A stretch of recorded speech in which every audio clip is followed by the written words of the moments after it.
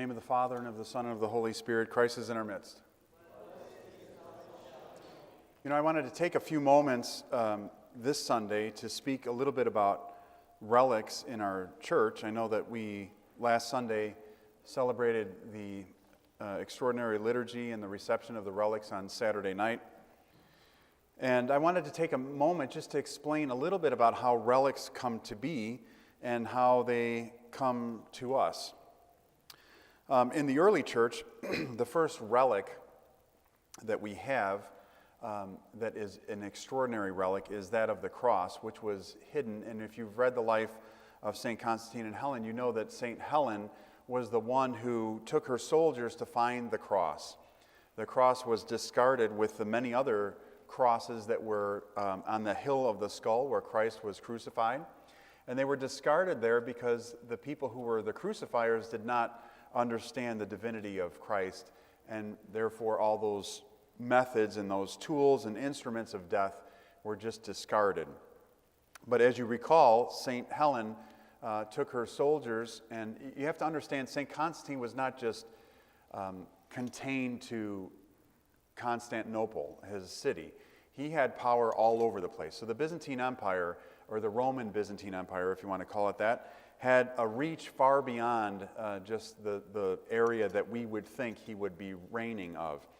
So his mother had power in the Holy Lands to go there to establish churches, and they were very much in charge of what was happening in the Holy Lands during their time. So she went and she prayed to discover the cross, and she found it, and that's where she found the Basiliko plant, the basil plant, coming out of this trash heap, and extracted the cross. And the cross, as we know throughout history, there's many findings of the cross. The first, the second finding of the cross. And why is that? Is because it was stolen. Now, if you think about it, many things were stolen in the history of our church. If we look back to the fall of Constantinople in 1453, as well as to even the history of Greece in the 1800s, as well as the Holy Lands throughout the centuries, many things have been stolen. And the cross was stolen several times until the final time when it was recovered. They decided in order to keep it together and to keep it out of the hands of the enemies and to actually have it preserved, they would dismantle it. So what happened there was the cross was broken into very small pieces and distributed among the churches. Many of the churches hid parts of the cross within their church. They're buried within other crosses, as they're like reliquary crosses, and they were taken and put in places where people, the average person, would not look to find them, nor would they look even and seeking something that was much smaller when they were looking for something that was much bigger. We know that parts of the cross are all over the world. One of the closest pieces of the cross is in Holy Cross Church in Justice, Illinois, where they have a large silver cross on the altar table, and in the back is a little window, and inside that window is a little piece of the cross. The relics of many of the prophets were destroyed throughout history. In fact, many of the bodies of the saints that we commemorate today, modern day saints as well, were destroyed. And today being the commemoration of the martyrs of Russia, there's an icon right over there of the royal family. If you see the Chinese martyrs in the middle, I forgot my laser pointer. St. John, everybody, you should know who St. John is by now, right? St. John in the black, go down and go all the way to the left in that little section, and you'll see that there's a family standing there with crowns on. That's the royal family. Their bodies, after they were martyred, there were so many things that they did to destroy their relics. So they burned them, then they put them in a cave, and they blew up the cave. So their relics are not with us today, but many of their relics and items that they have that you can find enshrined in icons, especially in the Russian Cathedral in San Francisco, have parts of their clothing. and their clothing is enshrined within the icons. So what happens with understanding a little bit about relics and understanding that whole bodies, unless they were intact, many times were hidden. The relics were dismantled in smaller parts so that they could be distributed among the churches and so that they wouldn't be desecrated. So that takes us to, let's fast forward a little bit to St. Athanasios. Where did St. Athanasios come from? Where did he go? What happened? And how did he end up here? St. Athanasios, as we know, has a second names day, if you want to call it that, a feast day, May 2nd. Now, May 2nd, I know that before I came to this community, there was a push to have May 2nd the feast day of St. Athanasios because January 18th is just too bad of weather. Well, it shows you what the extraordinary prayer does. Look at the weather this past year, right?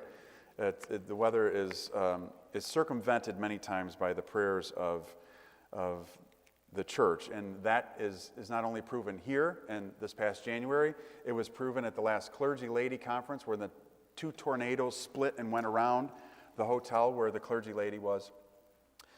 It was shown by the life of St. John when he prayed that no hurricanes would destroy the village where he had the orphans, and so on and so on. So, don't push to have May 2nd as the feast day.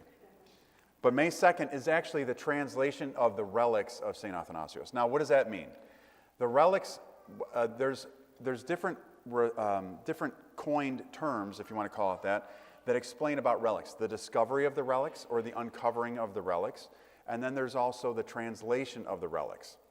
There's also the finding of the relics, which means that they were lost, that we see throughout history too. But St. Athanasios on May 2nd is the translation of the relics. Now, where do they translate from? What does that mean? He died in Alexandria, and we know that from the icon that goes across the back of the church, that he ended the last several years of his life in peace in Alexandria. He dies in Alexandria. Where does the great saint go after he wrestled with the Arian heresy? But he is taken, his relics are taken to Constantinople, and they're put into the church of Hagia Sophia, one of the most extraordinary churches that the Orthodox world has ever seen. It was taken there, and his relics were placed inside that beautiful church. Well, what happens in 1453? Well, 1453, and as you know today, Hagia Sophia Church is no longer a church that is a practicing Orthodox church, nor is it recognized as a church by the government as well. It's recognized as a, quote, museum. So nothing is inside.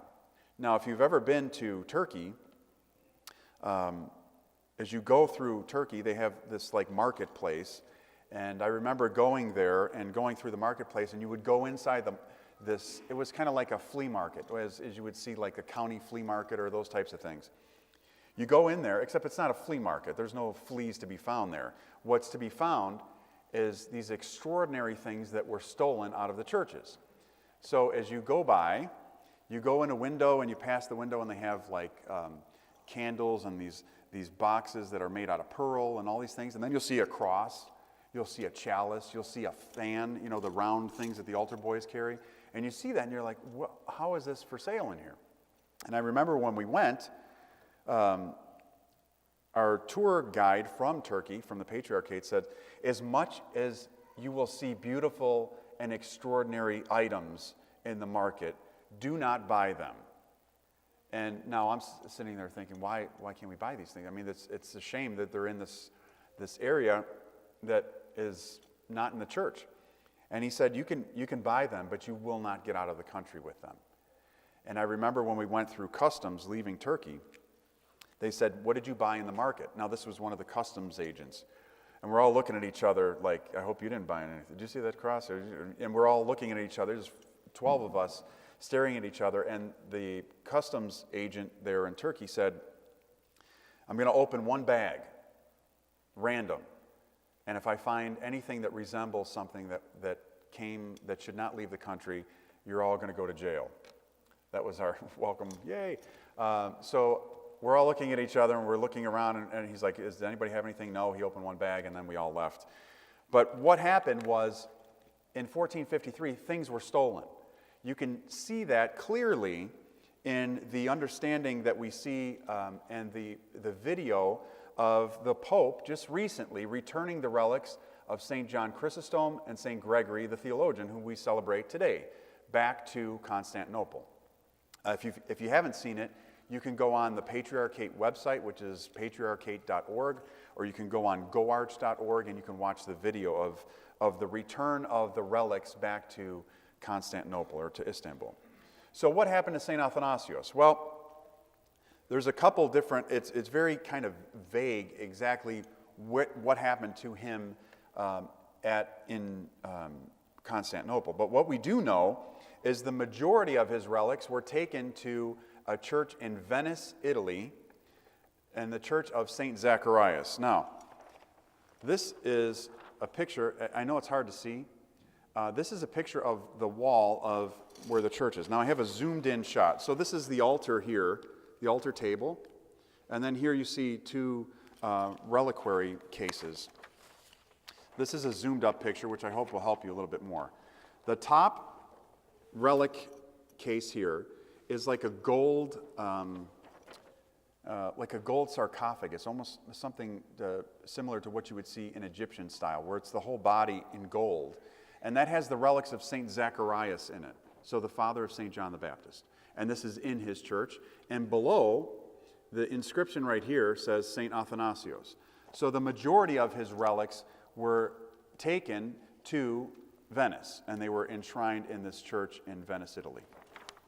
Now, in 1973, well, here's a more close-up picture. So that's what it looks like. That's the reliquary of St. Athanasios. It's a significant size. The church is, just gigantic inside. But that's where the majority of his relics were. Then, in 1973, the Coptic Church, the bishop in the Coptic Church had gone to Venice, and the Coptic Church is in Alexandria in Egypt, right? So the relics they didn't have the relics in Egypt anymore. They were taken to Constantinople, and then from there they were disseminated to different places. But he went and received a portion of the relics to take back to Egypt. Now, this is the Coptic Church in Egypt, significantly different in style than the church in Venice. So these were taken, so part of his relics were taken. I don't know exactly where in this picture they would be, but this is the reliquary area that everyone references when they speak of St. Athanasios in Egypt.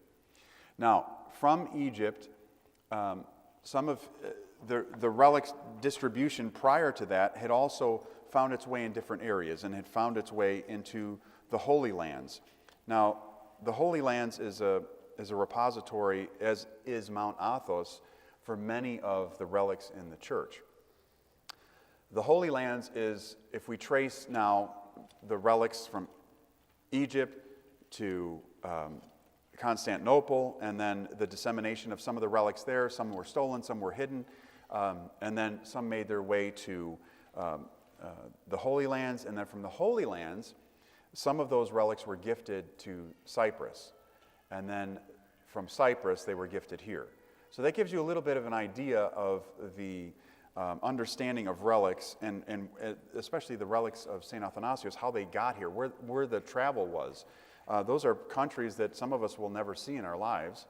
And you think about St. Athanasios too, and we had discussed a little bit, or had heard in the service about the size of the relics. The size of the relic that we have of St. Athanasios is a rather good size for the relics. As you'll see, will be placed in the reliquary after the liturgy. He sits on the altar table for the Divine Liturgy. But the size of the relic is a good size for a relic. Some of the larger relics that were really, the ones that were returned to Constantinople of St. John Chrysostom and St. Gregory are like whole bones, entire bones. And the reason for that is they were guarded. So many of the relics that we have that are in smaller pieces were disseminated to save them. They were broken up in smaller parts to save them. So the piece that we have was considered, St. Athanasios is one of the great saints in the church. There's not too many that bear that title of great saints, and in the Western church they refer to him as one of the doctors of the church, one of the extreme theologians of all time. So that is where the relics came from. And to understand, too, about the size of relics, it's not about the size, it's about the presence, right? If God were to appear to you in front of the church as just Christ, as Christ, you would say that's extraordinary. But when he appears in the kingdom of heaven, it's extraordinary, more extraordinary, right? But it's still Christ appearing to you. So the relics of St. Athanasios, the relic that we have, is something extraordinary in its size, in its presence that we have it, and the story that comes behind it. And I wanted you to know a little bit about that, and also, too, to understand the authenticity that comes with relics, too. Many times people say, well, how do you know it's the relics? And we hear that, and I say, well, if that's the disposition of the heart, we've already lost. Because you could say, how do you know that communion is actually the body and blood of Christ? How do you know that the church is founded on the martyrs? How do you know that the martyrs inside the altar table were really martyrs? How do you know that these are really saints? How do you know that they really lived? And many times I tell people, too, just because you didn't see Hitler doesn't mean he didn't exist. And just because we didn't see the World War I, or we didn't see earlier struggles, we didn't see the dinosaurs, doesn't mean they didn't exist. And when it comes to the relics, you have to understand that when it comes from eBay, they're probably not relics. Who knows what they are? But when it comes from the church, it's a different story because you're talking about the church guarding and keeping things. That would be like you going on I don't know, Craigslist or eBay or Amazon and buying communion. Is it, communion for sale, travel kit, help yourself out when you go on vacation or whatever? Who knows? Free shipping after $35, right? You don't know what that is or where it comes from. But when it comes from the church, that's a different story. Now, I've met someone through the years who had a relic, quote unquote, a relic of the cross. It was a very large size piece of the cross, which at first instance made me doubt that it was a relic. And then I said, where did you get it? And they said, I don't know, I got it from somebody, my aunt gave it to me, and they had no story behind it. It was just kind of tossed in an icon sitting at the bottom. And I'm sitting there thinking, if you had the cross, this would be, first of all, you'd know where it came from, who wrestled with it, what miracles happened with it, what church it came from, but you wouldn't have it just kind of laying in your home. So, again, the distrust is normal, but has to be understood in context of the church. So if somebody comes to you and says, hey, I got a relic of, the Virgin Mary's clothing in my icon, you might want to say, well, where did that come from? And that's really what, is interesting, too, when everyone I've talked to said, where's the letter? Because you get a letter with relics. And you get a letter stating the authenticity of where it's come from, where it's been, how long it's been in their possession, where it came, and all the history with that. We have that for the relics that are in the altar table as well as the relics of St. Athanasios. So, that being said, this gives you a little bit of an idea of the understanding of the relics of St. Athanasios. Now, know, too, that I had mentioned last week that a portion of the relics that were gifted were also prepared for my cross that I wear underneath. So that silver cross that I wear underneath has a portion of his relics in there too. Now, it's the authentic. It came from the same source. But just to know that, too, that one of my prayers was, as I visit your homes for house blessings, as I come visit you in the hospitals or prayers or see you, that I'm bringing something besides just the priesthood, which in itself is an extraordinary sacrament, but bringing you the presence of St. Athanasios to come into your homes, to be with me, with you at all times. So that being said, too, when you, some of you have come up to me and just grabbed my cross and yanked it and started doing different things. If you would like to venerate the cross that I wear, please ask me and just don't start grabbing me. I will hold it out for you to venerate. We have the relics here every Sunday, like I mentioned, after church, to venerate the reliquary box that will be present for us in the many years to come. So with that, as you come forward, just to understand the extraordinary trip that St. Athanasios has taken to come to the church, from Alexandria to Constantinople, from Constantinople to the Holy Lands, to Cyprus, to Aurora. And I think it's very appropriate, too, that, with the mayor, I had been talking to him and asking for a while, can he name the street St. Athanasios Way?